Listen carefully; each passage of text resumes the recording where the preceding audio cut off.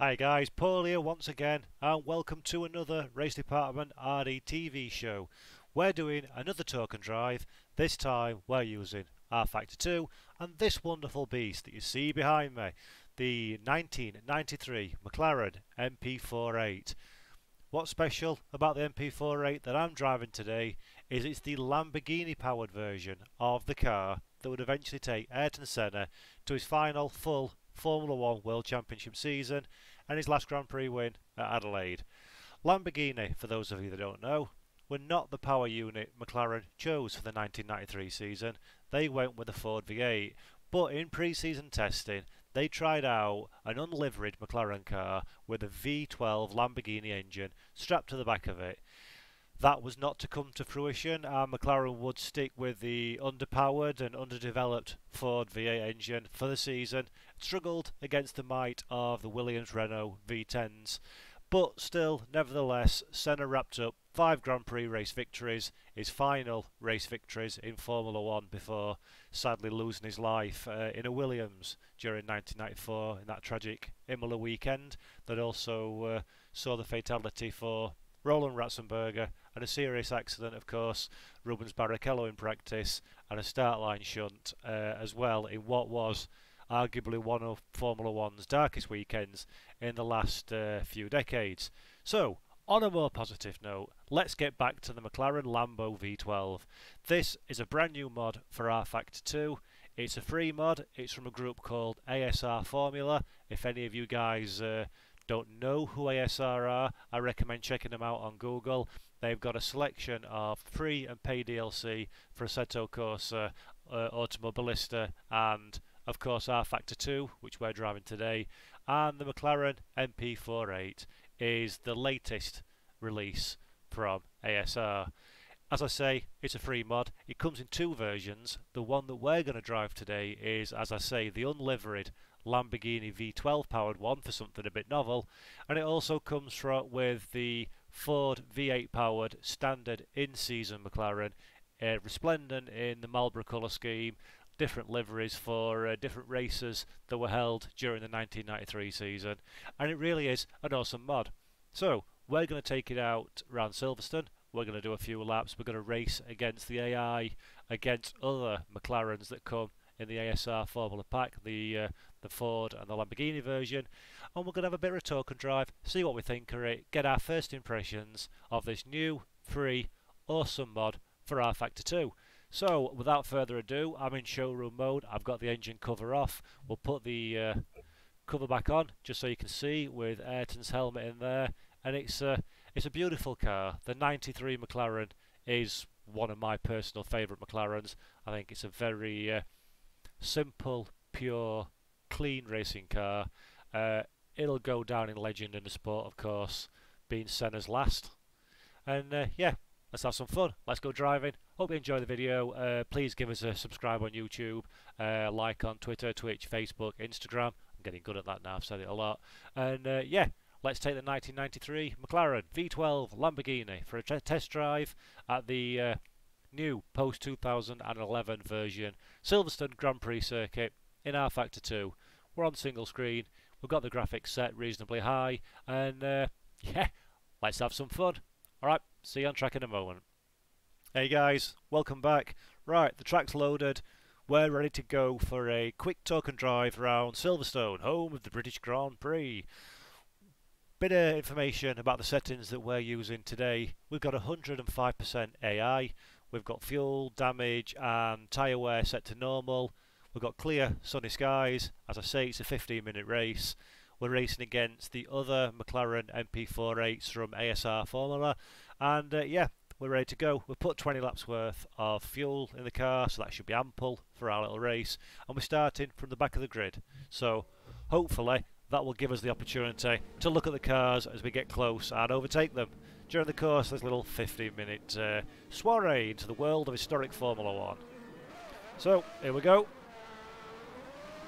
Little bit squirrely under acceleration as I feel that V12 power. I'm going to be cautious into turn 1 in case this happens. Yes, avoid you. Oh, I've still got NASCAR settings on, so we got a full course yellow, but that's not a problem because that'll give us something to talk about for a little minute. feisty opening lap from the artificial intelligence. Now, a little bit about the car while we're waiting to catch up with the safety car, which will hopefully not be a long safety car intervention because it's boring and you want to see it being thrashed, not cruising around behind a Mercedes road car, although it's a Harley powered, tuned Mercedes road car. So yeah, a little bit about the 93 McLaren Lamborghini. This car that we're driving now, the white liveried Lamborghini V12, has floppy paddle gear shift, as was becoming pretty much the standard following the introduction by Ferrari in 1989. So there's no H-pattern shifter for us today, although some of the cars, even in 1993, still use H-pattern shifters, some of the lower ranking teams and drivers.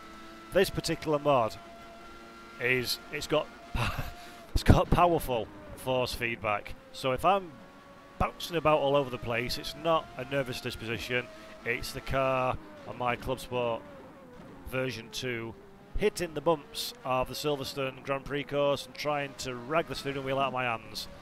Oh, careful there, nearly got a little bit of excitement on the curb. And here we go, safety car. Chill out, slow down, put it in a higher gear. Let's do a little bit of cruising while we stop behind Trent Hops, who's not a real driver, of course. Is one of the made-up names of the AI that we're using today. Look good, don't they? Let's get up close to the back end of this Ford-powered version. Have a look at the detail under the rear wing, above the diffuser. Look at that. Look at you. Look at you. You're pretty. Done a good job here, ASR. Really nice modelling, really nice looking, really nice sounding cars. The one we're in, as I say, is the V12 Lamborghini version. So yeah, that red test mule. Ron Dennis basically had a bit of a kerfuffle with current supplier, engine supplier Ford. For a long time, Mercedes ran. No, they didn't. Start again. For a long time, McLaren ran Honda power to huge success in the 1980s. When Honda walked away from McLaren at the end of 1991, then in 1992, sorry, the team were left in a bit of a pickle as to who were going to power their cars. Renault was by then starting to become the most competitive engine in current Formula 1 racing at the time, and Dennis very much had a hankering to join the Renault powered units alongside Williams and try and push for a championship. But for the last couple of years, frankly, they'd been unable to really compete with the V10 Williams cars. Oh, catch up as they accelerate onto the hanger straight. Very bumpy. So, with a Ford customer V8 deal in the offering, same engine that was run by Benetton and one Michael Schumacher. An idea, where's he off to? You got pits? No. Idea by McLaren was to try out the V12 Lamborghini power unit, which was seen by many as a very powerful, very raw, very chock-a-block even, full of potential engine in the car, as opposed to running the Ford V8s, which Dennis understandably wasn't a big fan of being a customer after so long as sort of the de facto #1 works Honda unit.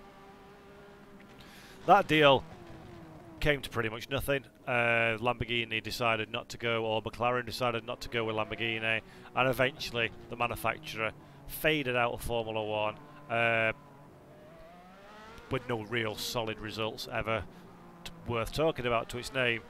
McLaren ran 1993 with Ford. Senna got 5 wins, the last of his Formula 1 career. The car was not on par with the Williams or even in its day the Ferrari on many occasions, and Senna eventually finished the championship second behind eventual world champion, the returning Alain Prost for Williams. That led to the disastrous move to Peugeot for 1994. Lots of spectacular photos of McLaren's on fire. Heard that before somewhere. Until Peugeot were dropped at the end of '94, and they started for '95 what would become a long an incredibly successful relationship with Mercedes-Benz and Ilmor. But enough of the future, this is 1993 we're talking about, and we're in the Lambo version of the McLaren. So in this mod, as I say earlier, there's Lamborghini and there's Ford engine power units. Ford are the tobacco sponsored cars that you see in front of me, so they are liveried in the full 1993 McLaren Ford livery. There's different versions depending on what Grand Prix, because the liveries didn't remain exactly the same throughout the season. And the Lamborghini one is in the test mule colours, the plain white McLaren that you see and hear me driving now. Both cars in the mod, let's do a bit of tyre warming, so we have actually got to do some racing afterwards. Both cars sound wonderful and completely different, as you would imagine. Yep, both cars in the mod, the Lambo and the Ford, are a really, really different, steady on old boy, get back in front of me, are a really different driving experience from the audio point of view. And of course the power characteristics are very different between what is a lower powered, more drivable Ford V8 compared to this much more raw, much more brutish V12 Lambo that we've got in the back of our car. And that's nice. That's a nice touch. Not many people, I'm making a sweeping statement here that might not be true, but I believe it's fair to say not many people were particularly familiar with the deal that was not with Lamborghini and the test. It wasn't broadly publicised at the time. A couple of spy shots turned up in Autosport magazine for those that was eagle-eyed, and there's still a few knocking about on the internet now. In fact, a reasonably recent article at racedepartment.com of cars that never raced features McLaren Lambo, either on its cover or in one of the very, very early comments within the piece. So go over and have a look at that one if that's the sort of thing, a bit of history that appeals to you. And I think it's nice. I do. I think it's really nice that ASR have seen fit to include this to flesh out the mod a little bit and give us something a little bit different to play with. Well, while we're talking about ASR, I'll give them a quick shout out. The quality of their work is excellent. They, as I mentioned before, they mod cars for a lot of the top sims. We're using the rFactor 2 version of this car at the moment, which is the only one I believe that's out at the moment, is rFactor 2 platform. But they've got a lot of historic Formula cars. In particular, the 1991 season seems to be heavily featured. If I remember correctly on there, we've got like a Tyrrell and a Williams and a McLaren, a Ferrari as well, I believe, and a couple of three other teams from that season. Alongside a smattering of other cars, there's a 1995 41T2 Ferrari, which again, the Alesi Berger one, Alesi's Grand Prix winning Ferrari, is one of my favourites, and they're well worth a visit. The mods are free, although you can pay for early access to the work in progress builds if you want to support the guys that do the work and get access to the cars a little bit earlier than everybody else. And this should be green flag. Cold tyres, the guy behind me is getting feisty. Green flag, go, go, go! Yeah, it's green flag, go, go, go, the guy says. So let's go, go, go on green flags. Turn one pass, not a smart move. We'll back out of that one, we'll drop a gear, and we will live to fight another day. Oh, a little bit squirrely then on acceleration. Cold tyres. Very good tyre model, of course, in rFactor 2, which makes it an entertaining drive underneath you. There we go, a little bit of opposite lock, but nothing to worry about. Listen to the V12 power. Beautiful. You know, Formula 1 cars should sound like this nowadays, I'm telling you. All this turbos and hybrid and all that good stuff, massively impressive, don't get me wrong, the technology is incredible, the fuel efficiency, incredible. But listen to that. Listen to this now. That's the stuff we enjoy. That is the stuff we like. That's what inspires the next generation to go, whoa, Dad, that were cool. I want a piece of that action. What is it? It's a Formula 1 car, son. Get a go-kart, enjoy, enjoy, or watch it on telly. That's what inspires them. Excuse me. Whew. As I say, it's bumpy. The force feedback's really good on this mod. Feels nice. I've not really done anything to tweak anything at all. It's just my bog standard rF2 setup on my wheel, my FFB controllers. I've not done anything in-game to tweak it to my personal fancy, and it feels nice. See, it's very hard, heavy steering. The bumps are massively pronounced. I mean, crikey, we're at Silverstone, which is one of the smoother circuits. I dread to think what this is like on a period-specific track. Imagine this at Phoenix. Oh, everybody, that will rattle the fillings right out of your teeth. Imagine what this is like with butt kickers or a motion rig. That'd be nice. If anyone's got butt kickers or a motion rig they want to send me to try, feel free. That's awesome. I'll have a piece of that pie. No problemo. In fact, if anyone's got in the sim race... Oh, lock the rears, but we've caught it. It's cost us a place, though. Oh, dearie me. Not concentrating, Paul. And in a car, 1993 Formula 1 car, not concentrating is bad. Bad news all round. We can't pass any cops. That's just stupid. And in fact, we've compromised ourselves, and now we're under pressure from behind. Look at that, you see, one little mistake, and look how much real estate I've lost from the cars in front. Old Formula 1 cars in rFactor 2 demand your concentration and demand your respect. And this car's no different. Normally when I do these videos I tend to gesticulate quite wildly to the camera. I can't do this because if I do, the steering wheel will rip right out of my hand. It's, I dare say probably some people will tone the force feedback down slightly if they don't want to sort of rattle the house to bits, disturb anybody in other rooms of the house or anything like that, or just simply don't want to be absolutely drenched in sweat at the end of any sort of decent length stint. But I like it. An early to mid 1990s Formula 1 car should be, in my opinion, having never driven one, a physical experience. And this one certainly does a very good job of replicating that kind of behind the cockpit experience. Right, let's see. Oh, that were a bit poor, weren't it, Paul? Again, a little bit of real locking. I was experimenting with tapping the brake just to break traction on the rear a little bit as I started to understeer away from the apex, and maybe if I change the brake bias, put it a little bit forward, that might work better for me. But at the moment, as standard, it feels like brake bias is a little bit rearward, which makes any kind of mid-corner engagement in the brakes a brown trouser moment, probably the best way to put it, but it's all good stuff. So, do I like this mod? Do I recommend this mod? Well, first and foremost, it's a 1993 McLaren, so what's not to like? But yeah, ASR done an excellent job, it seems.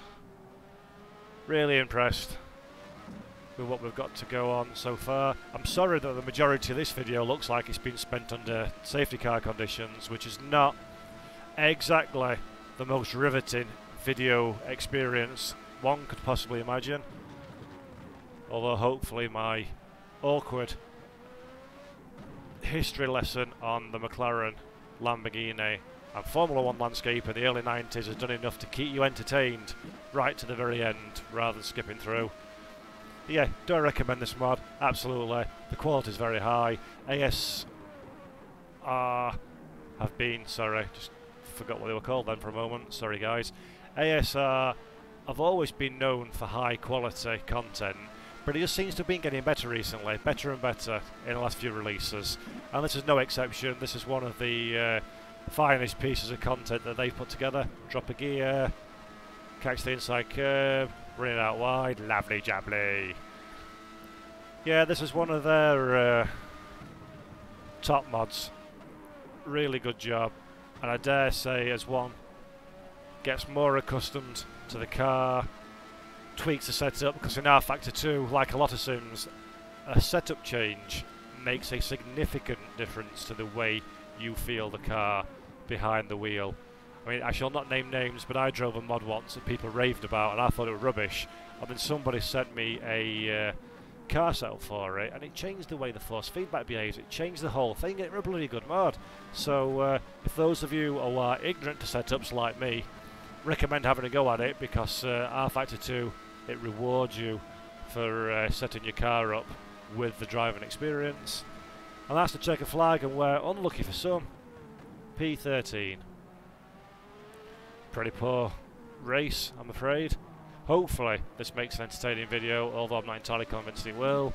And yeah, this has been the McLaren MP4 powered by Lamborghini by ASR, available for rFactor 2 now. It's a free mod. It can be downloaded from the ASR website. Have a look for them on Google, and check out some of their other stuff as well. They do a really good back catalogue of cars.